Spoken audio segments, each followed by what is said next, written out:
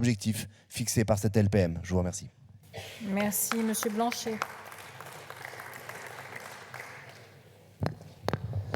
Merci Madame la Présidente, Monsieur le Ministre, Monsieur le rapporteur, Monsieur le Président de la Commission, Madame la Ministre, mes chers collègues. On y arrive, c'est un des articles majeurs de cette LPM au point de vue des réserves.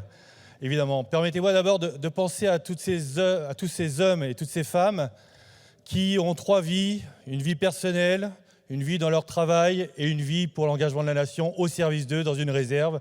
Permettez-moi de penser à tous ces hommes et femmes qui désirent s'engager avec un esprit réellement patriotique et de résilience totale. Cet article vise évidemment à renforcer les réserves, à les améliorer, à avoir un objectif de doubler les réserves. Pour cela, il faudra d'abord fidéliser les réservistes existants, les fidéliser avec une reconnaissance. C'était le mot qui revenait à chacune de nos auditions pour avoir participé au groupe de travail sur les réserves que vous avez conduit, Monsieur le Ministre. Reconnaissance, ça suppose le mot reconnaissance dans l'entreprise lorsqu'ils sont employés, qu'ils n'aient plus peur de se déclarer, qu'ils arrêtent d'être invisibles parce qu'ils auraient peur de pouvoir avoir une promotion, de pouvoir être simplement considérés.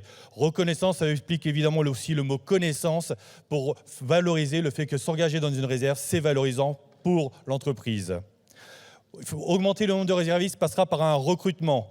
Et derrière ce recrutement, il faudra de l'information. Et cette information supposera qu'elle soit organisée et structurée. Le rôle de la garde nationale devra être explicité pour avoir une cohérence totale sur l'engagement dans toutes les réserves de la nation et pas que militaires. Profitons de cette idée d'augmenter les réserves pour faire un focus sur le fait que chaque citoyen français, dès le plus jeune âge, jusqu'à très âgé, jusqu'à plus de 77 ans, peut s'engager dans une réserve, ne serait-ce que citoyenne. Mettons l'accent sur le fait que la résilience nationale passe par l'engagement de chacun au niveau où il le veut. C'est ça aussi le sens de l'article 14. Et pour conclure, je dirais que les réservistes sont l'âme de la résilience nationale, mais il ne peut y avoir de tolérance vis-à-vis de tout comportement qui viserait à les discriminer parce qu'ils auraient peur de se déclarer. La résilience nationale ne peut supporter aucune discrimination.